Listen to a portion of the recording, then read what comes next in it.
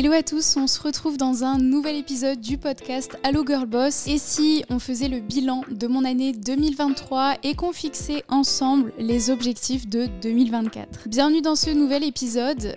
J'ai mis du temps à le faire, à le préparer, alors que honnêtement, dès fin 2023, j'avais planifié toute mon année 2024, même si entre-temps, il y a un petit truc dans ma vie perso qui s'est calé et qui a encore un petit peu chamboulé les plans.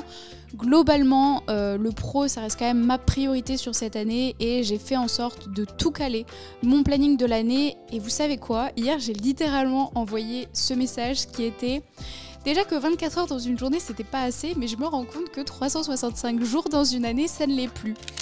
Et c'est vraiment devenu un truc où j'ai tellement envie de concrétiser de choses, que ce soit personnellement, me challenger, commencer l'investissement et faire plein d'autres choses, et on en parlera dans la suite de cet épisode, ou même encore sur l'aspect pro, où j'ai envie de proposer toujours plus aux élèves de la formation, parce que vous le méritez, et je veux vraiment vous aider à évoluer, à atteindre vos objectifs. Et même à travers mon contenu gratuit sur les réseaux sociaux, j'ai envie d'apporter de la valeur, j'ai envie vraiment de faire bouger les choses et de donner confiance aux femmes, les inspirer, leur montrer que tout est possible. Et en fait, avec tous ces trucs-là que j'ai envie de faire, je n'ai pas assez le temps dans une journée, dans une année, et pourtant je suis très organisée. Mais il y a ce truc où j'ai envie d'avoir un équilibre entre la vie perso, la vie pro, et aujourd'hui, 24 heures, j'ai pas assez de temps pour faire tout ce que j'ai envie de faire.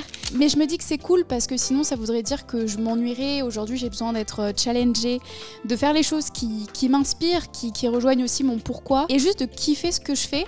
Et bon, je suis pas à plaindre, mais si on pouvait avoir un petit peu plus de 24 heures dans une journée, je pense que ça réglerait quand même pas mal de problèmes. Bref, on va commencer avec cet épisode. En fait, je voulais vous dire que début 2023, j'ai pas fixé d'objectif. Je pensais que c'était fait, mais je crois que j'étais à un moment dans ma vie où j'avais aucune idée de ce que je voulais pour l'année ou pour les 3 ou 5 prochaines années.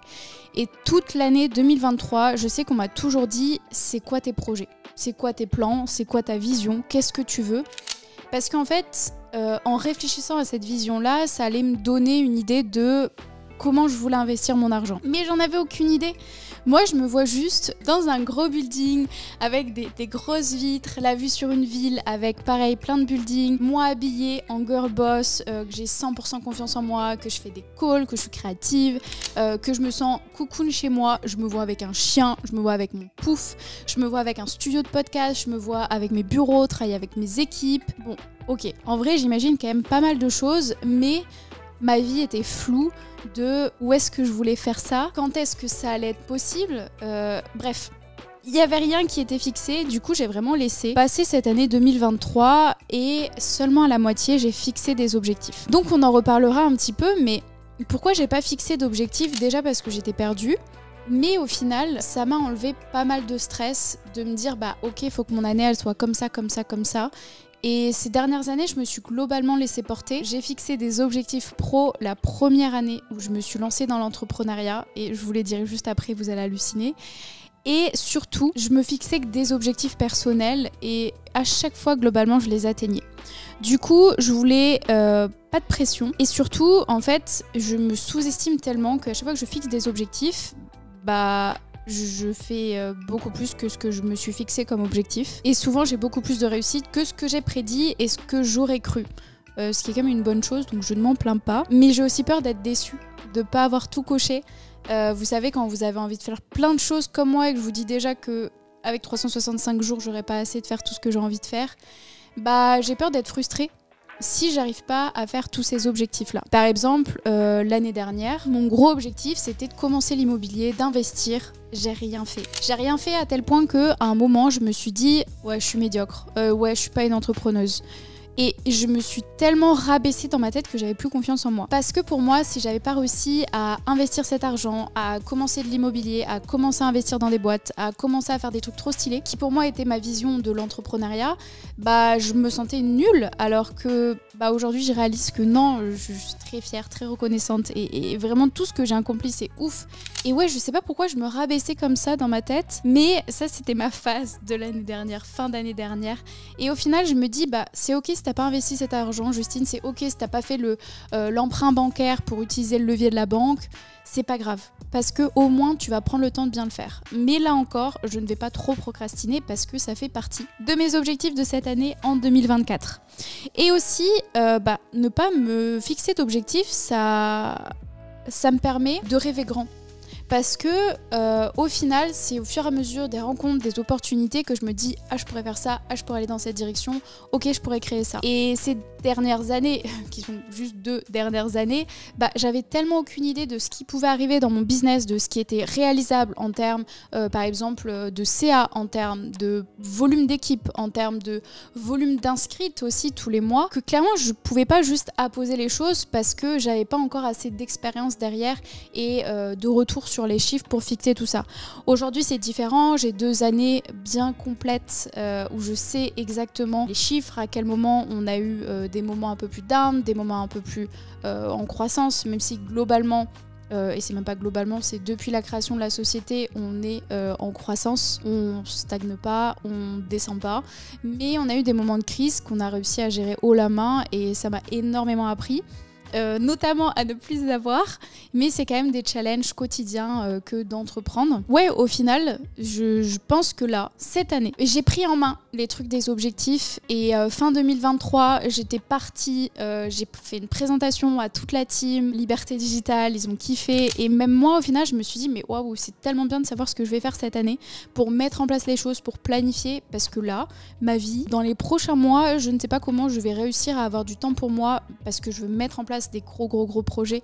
J'ai envie de vous filmer, vous documenter tout ce que je vais mettre en place, donc ça va être compliqué, mais je vais kiffer et j'ai trop hâte de lancer ces objectifs. Et c'est vrai que même si je regarde là, je sais qu'en 2023, mes gros objectifs que j'avais en tête, c'était surtout de me poser, de trouver un endroit, d'arrêter de voyager. Je vous ai même fait une vidéo en début d'année 2023 parce que j'en avais marre de voyager tout le temps.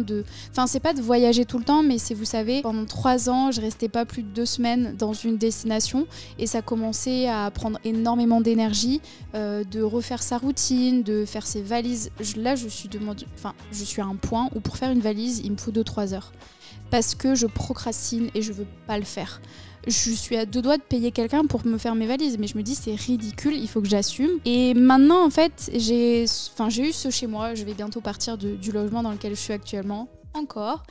Et quand j'ai fait un aller-retour, j'ai fait Paris-Dubaï, je suis revenue, je suis en mode ça fait tellement du bien d'avoir un chez moi et j'ai envie d'avoir ça plus souvent, d'avoir mes affaires à un endroit précis, pouvoir me permettre d'acheter des nouvelles choses parce que la plupart de mes habits je les recycle parce que je vivais dans une valise. Là j'ai un petit peu abusé parce que je suis restée 3 mois donc je sais que ça tient dans 2 valises, mais globalement ça fait des années que j'ai pas fait des grosses razzias de shopping, même si société de surconsommation, on va pas trop partir là-dedans, mais la plupart de mes habits, 80% des habits aujourd'hui, ça fait 3, 4, 5 ans que j'ai les mêmes habits. C'est ok, et moi ça me convient très bien, mais ouais, j'aimerais bien, vous savez, quand je me dis que je vais dans tel ou tel... là par exemple, j'ai été à Londres dans le froid, j'ai dû racheter des habits parce que j'avais pas d'habits chauds sur moi. Et les habits, on en fait quoi ? Là ça va être compliqué de me les trimballer, mais je pense que je vais m'envoyer des colis, etc. Bref. On en revient à l'épisode des objectifs, mais ma volonté c'était vraiment de me poser et d'avoir ma relation, et au final la relation a été un échec et me poser a été un échec parce que je suis pas vraiment restée, parce qu'avec le visa, etc. Bref, mes objectifs 2023 ça n'a pas marché comme je voulais, mais j'ai quand même réussi à retrouver ce que je m'étais mis l'année dernière à mi-année, genre en juillet. J'avais tout à poser parce qu'il fallait vraiment que je réfléchisse par rapport à ma stratégie d'investissement, comme je vous le disais, mais j'y arrivais pas. Et je me suis simplement écrit, sur le long terme, je veux devenir une référence dans la sphère de l'entrepreneuriat au féminin, parce que je pense qu'il y a besoin de plus de femmes qui prennent la parole sur l'entrepreneuriat, qui montrent que c'est possible. Parce que même moi, quand je me suis lancée sur LinkedIn ou autre, j'ai été assez pas rabaissée, mais on voulait pas que je brille, ou on voulait pas que je rayonne comme les hommes.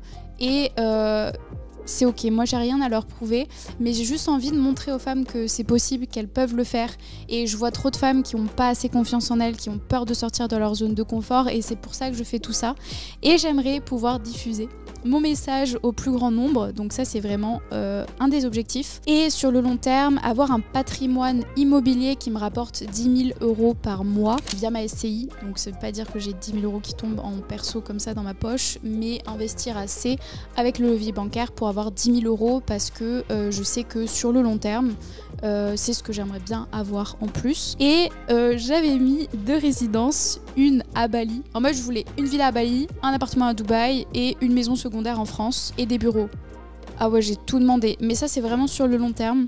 Et je me dis, je sais pas encore les destinations, c'est ça qui est dur, mais je me dis, si un jour j'ai la possibilité de faire ça, non, en fait, je vais avoir la possibilité d'acheter de l'immobilier avec mes investissements et je suis pas encore sûre des destinations, mais j'ai envie que ce soit des destinations où, par exemple, j'y suis quelques mois de l'année ou quand je veux être en vacances et le reste de l'année, c'est en location. J'ai pas fait de vision board, je n'en fais plus, mais là, j'aimerais bien me faire un petit vision board pour le mettre en fond d'écran sur mon téléphone et me rappeler des objectifs. Mais vraiment, c'est un truc que j'ai jamais vraiment fixé. Les objectifs pro, sauf là, avant tout, c'est lancer un nouveau business model pour agrandir l'écosystème liberté digitale et toujours procurer la meilleure expérience aux clients de la formation, aux élèves de la formation, et vraiment s'asseoir comme la référence dans le community management et aller chercher en fait une valorisation de ce business model. Je pense que je vais vous documenter tout ça en temps et en heure. Ensuite, je veux lancer une suite logique à Liberté Digitale. Ça m'a pris du temps avant de vouloir lancer ça, mais je vois que les filles, elles ont envie d'évoluer.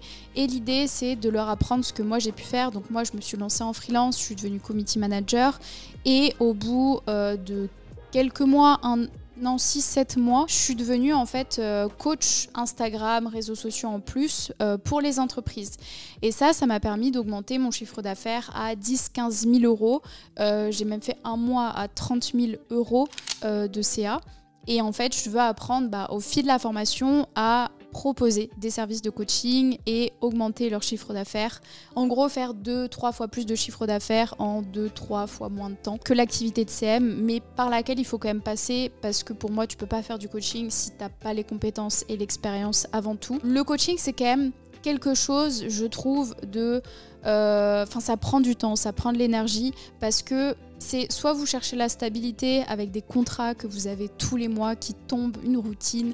Vous pouvez même déléguer pour gagner du temps et en avoir plus. Ou soit vous faites du coaching et oui, il y a plus de cash qui rentre dès le début, mais ça veut dire qu'il faut toujours trouver de nouveaux clients et prospecter. Et moi, je trouve que les deux ont des avantages, les deux ont des inconvénients et ça dépend vraiment de votre ambition. Si vous voulez construire une agence de marketing qui va pouvoir aller chercher une valo, qui va avoir quelque chose de stable et qui va tourner tout seul, ou si vous voulez aller sur du coaching et aller chercher ce cash-là constamment. Mais les deux, en fait, s'embriquent très bien.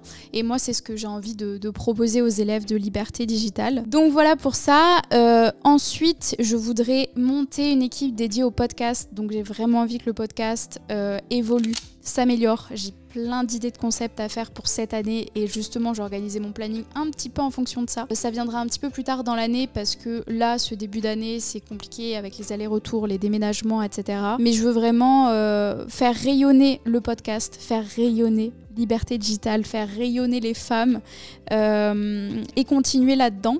Ensuite, par rapport à la formation purement, j'aimerais faire plus 50% de CA sur l'année 2024, maintenir le taux de réussite des élèves et surtout passer à 150 nouvelles élèves par mois sur Liberté Digitale. J'ai envie de recevoir des invités inspirants sur le podcast, j'ai envie de lancer tous ces concepts-là. En fait, c'est vraiment un truc, c'est que le podcast, c'est mon bébé, c'est mon truc chouchou et je kiffe. C'est un peu mon exutoire de parler comme ça parce que ça me permet d'exposer un petit peu mes réflexions, transmettre des choses et je lis tous vos retours et à chaque fois que je sors un podcast, mais vous êtes des dizaines à partager l'épisode en story et ça me fait trop plaisir. Pendant le dernier live, vous m'avez aussi remercié, donc j'ai l'impression de contribuer à un truc et en fait ça me rend hyper heureuse et fière de ce que je fais et j'ai envie de continuer parce que le podcast aujourd'hui ça représente quand même un investissement. Mais c'est un investissement que j'ai envie de faire parce que c'est aussi un petit peu mon pourquoi. Donc voilà pour ça. Et ensuite, j'aimerais me former sur l'investissement en immobilier, en bourse et en private equity. J'ai vraiment envie de me lancer là-dedans, me former à l'IMO, mais que ça me prenne pas trop de temps, pas trop d'énergie, de gérer mes biens. J'ai envie de me former à la bourse, mais pareil au minimum. Et j'ai envie de me lancer dans le private equity parce que j'ai des compétences aujourd'hui et j'ai envie de pouvoir les transmettre aux autres entreprises. Aussi, en 2024, j'avais pour objectif de rejoindre un mastermind et c'est déjà chose faite. Donc j'ai rejoint une communauté d'entrepreneurs. On va se rencontrer fin janvier et ensuite il y a des calls en fait tout le temps et des événements tout au long de l'année. Donc ça va me faire du bien d'être dans une communauté, de pouvoir partager ce que je mets en place, mes réflexions du moment, mes problématiques, discuter aussi avec d'autres entrepreneurs et que ça reste quand même aussi confidentiel et entre nous. J'avais jamais fait ça, ça fait depuis quelques temps que je voulais rejoindre un mastermind puisque je me sentais un petit peu seule dans mon coin, même si je suis entourée d'entrepreneurs. Donc trop contente, donc c'est un objectif qu'on accomplit déjà. Et je voulais aussi faire un événement en 2024. Enfin, je vais faire un événement en 2024 et un team building. Bon, ça c'est les trucs un peu basiques qu'on fait pour Liberté Digitale maintenant. En perso, accrochez-vous bien, mais moi je lis la première phrase que j'ai marquée là et je me dis waouh Justine, là ça va être dur. Mais vous allez trop rigoler quand je vais vous dire mon objectif. Mon premier objectif était lire un livre par mois, mais je pense qu'on va se cantonner à 6 livres à l'année. Franchement j'ai trop honte parce que vous êtes tout le temps mais plein à... Enfin vraiment la question qui revient le plus souvent c'est Justine, quels sont les livres que tu lis ? Quels sont les livres que tu recommandes ? Et là en fait, je sais jamais comment vous dire que je ne lis pas. En fait, c'est trop relou parce que quand j'étais petite, j'adorais lire. Franchement, j'adorais lire. Mes parents ils m'offraient des livres et je kiffais.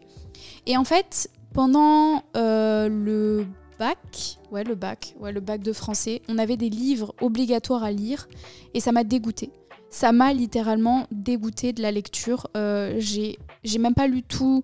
En fait, j'ai lu tous les livres obligatoires et tous les livres optionnels, je les ai achetés mais je les ai jamais lus. En fait, ça m'a juste dégoûtée d'être forcée à lire des choses que j'avais pas envie de lire et que j'aimais pas en fait et qui m'inspiraient pas et bref. Et j'ai été dégoûtée de la lecture à partir de ce moment-là. Et en fait, aujourd'hui, les personnes que je rencontre qui sont super intéressantes, qui ont beaucoup d'expérience, qui ont des sujets de discussion, qui ont mis plein de choses en place dans leur business ou dans leur vie perso, c'est des gens qui lisent. Et à chaque fois, je me dis oh sérieux, j'aimerais bien pouvoir lire moi aussi. Et à chaque fois que je commence un livre, je lis 1-2 pages. Genre vraiment. J'avais commencé les livres audio il y a 2 ans. J'ai commencé Pouvoir illimité de Tony Robbins et j'avais beaucoup aimé et en fait j'écoutais à chaque fois que je prenais l'avion et je notais tout sur une note. Et ça me prenait un temps fou mais j'apprenais énormément de choses et j'aimais trop. Et en fait j'ai arrêté ça, je sais même plus pourquoi, parce que en fait à chaque fois que j'écoutais l'audio, fallait que je sois dispo pour noter. Du coup fallait vraiment que je me bloque des créneaux et je l'ai jamais fait. Et l'année dernière j'ai lu 2 livres d'ailleurs, j'ai lu Les hommes viennent de Mars et les femmes de Vénus et du coup le même en mode font la paix. Pour du coup je voulais travailler un petit peu sur moi en termes de dev perso et de relations. Ça m'a bien appris. Franchement c'était vraiment super intéressant et j'ai dévoré les livres parce que à ce moment-là j'avais besoin de les lire.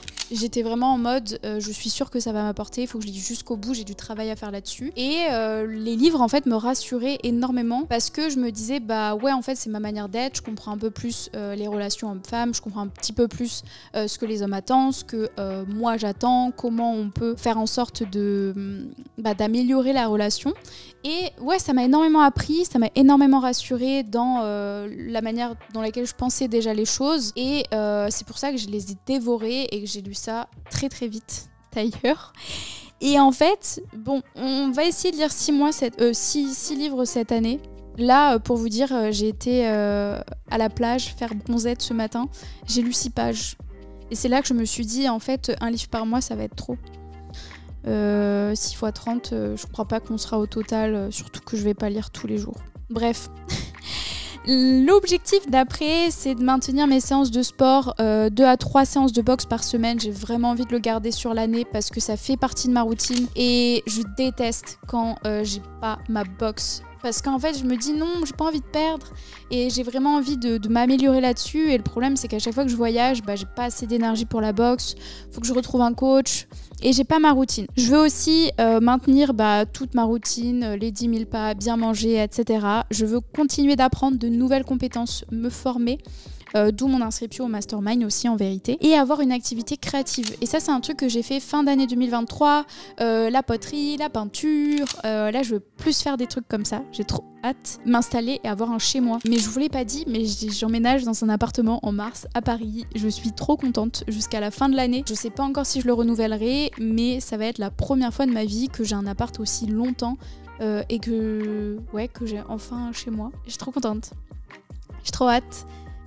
Trop hâte, genre c'est dans quelques semaines, quelques mois. Mais j'ai trop hâte de pouvoir avoir mon chez moi, ça va me faire vraiment du bien, m'installer, avoir mes habitudes, avoir mes affaires, hein, même en fait c'est marrant parce que je me rends compte qu'il y a beaucoup de gens qui aimeraient avoir la vie que j'ai, de voyager, etc. aujourd'hui, et je vous le souhaite, c'est incroyable. Mais je pense qu'aujourd'hui je l'ai trop fait et moi j'envie la vie des gens qui peuvent justement vouloir ce que moi j'ai aujourd'hui, et c'est toujours ça en fait, on est éternellement jamais satisfait de ce qu'on a, et je suis super reconnaissante, j'ai une chance incroyable de pouvoir voyager et travailler comme ça et vraiment réaliser ma mission de vie. Mais là je suis dans un point où je suis un petit peu fatiguée et que j'ai envie d'avoir un chez moi, et justement voyager limite tout autant, encore plus, mais au moins avoir un chez moi, un truc stable, et pas juste que mon chez moi ce soit ma valise en réalité. Ensuite, je veux prendre soin de moi et ne pas retarder les rendez-vous médicaux ou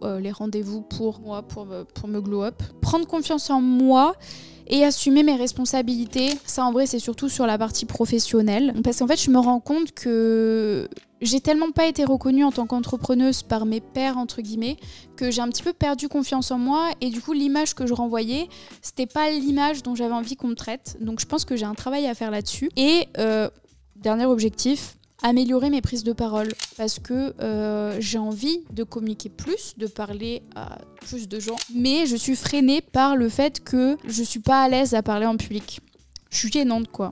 Enfin, en vrai, ça dépend de la posture avec laquelle j'arrive, et je pense que je m'en suis très bien sortie. Je me suis vraiment challengée, je suis sortie de ma zone de confort l'année dernière.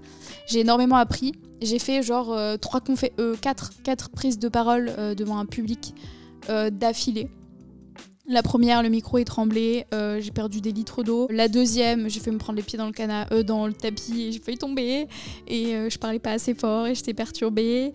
Que des trucs comme ça, mais je me challenge, j'évolue et je veux vraiment travailler là-dessus en 2024 du coup. Et voilà, ah non, je vous avais dit que j'allais vous parler de mes objectifs 2021 avant de me lancer. Attendez, on va retrouver ça. Ok, alors j'ai retrouvé un document qui date de 2021 que j'avais écrit quand je m'étais lancée, et c'était un petit peu ma success morning. En gros, j'écrivais des trucs dessus et je le relisais tous les matins pour rester motivée. Du coup, j'avais ma petite phrase de gratitude. J'ai de la chance dans ma vie aujourd'hui car je suis libre. J'étais à Bali à ce moment-là. Et ma vision, c'était... donc en fait, j'avais dit elle est, elle a, elle fait. Je décrivais la nana que j'avais envie de devenir d'ici 3 ans. On est d'ici 3 ans. Oh, mais c'est un truc historique, je rigole, mais en fait, ça fait trop sens. Ok.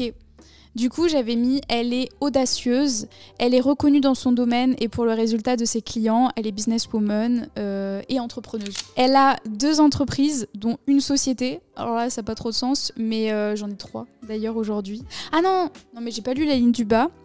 2 entreprises, dont une société d'investissement et une équipe de 3 personnes. Aujourd'hui, j'ai 3 sociétés. Je vais créer cette année la 4e, du coup la SCI. Et une équipe de 3 personnes. Alors, si on compte en mode salarié, bientôt. Si on compte en mode collaborateur, absolument pas. On peut faire un x10 et ajouter encore du monde. Donc ça, c'est plus que coché. Elle a visité plusieurs pays, Japon, Thaïlande, Corée, Bahamas, Australie. J'ai fait juste la Thaïlande et j'ai fait juste la Corée. J'ai pas eu le temps d'aller au Japon. Les Bahamas, on va bientôt le faire. L'Australie, on va le faire aussi. Après, je vous avoue qu'aujourd'hui, j'ai d'autres pays que je veux faire.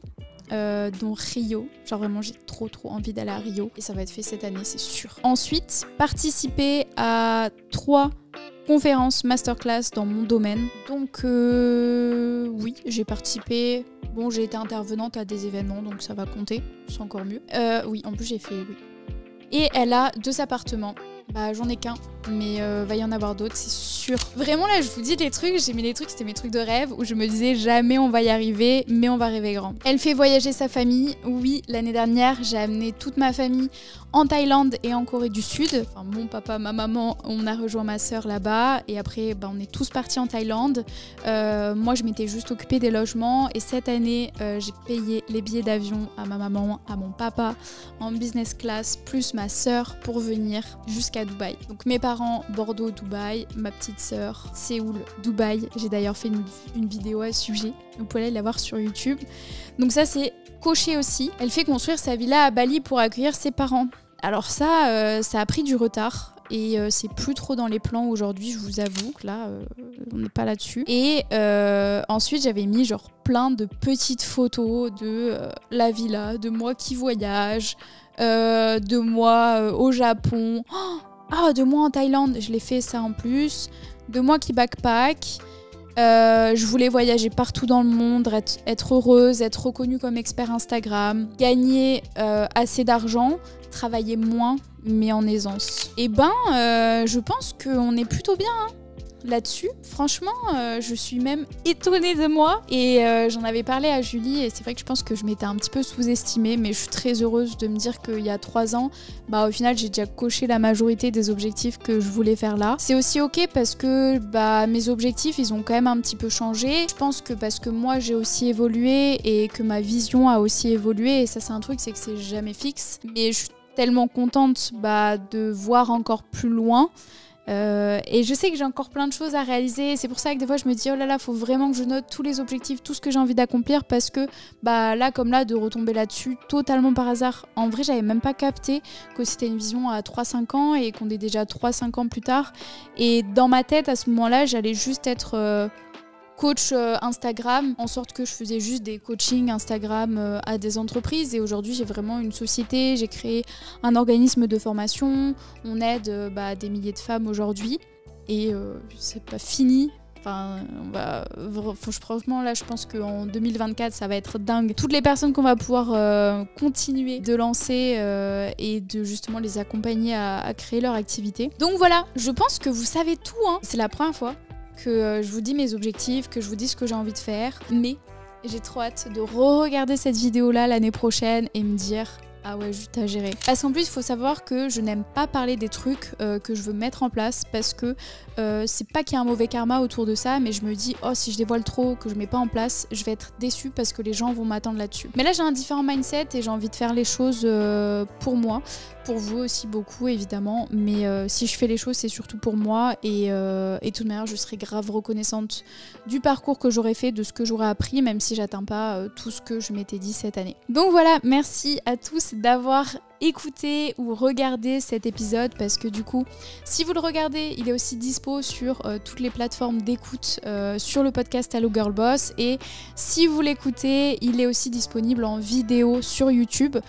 Clairement, c'est juste que moi, ça me permet de produire autant de contenu et de batcher, en fait. Je vais pas vous cacher les choses, mais en tout cas, ça me fait super plaisir d'avoir tous vos retours sur le podcast, sur YouTube, et je vais continuer cette année. J'espère que vous avez fixé vos objectifs 2024, ne faites pas comme moi, ne les oubliez pas comme l'année dernière, parce que clairement vous allez être trop fiers de vous quand vous allez les regarder l'année prochaine ou d'ici 2-3 ans. Moi sur mon téléphone, j'ai encore mes objectifs de 2021, mes objectifs de 2022, j'ai juste zappé ceux de 2023, mais on les a à peu près retrouvés. Et franchement, fixez vos objectifs, rêvez grand, croyez en vous, et on se revoit très vite dans un nouvel épisode de Hello Girl Boss.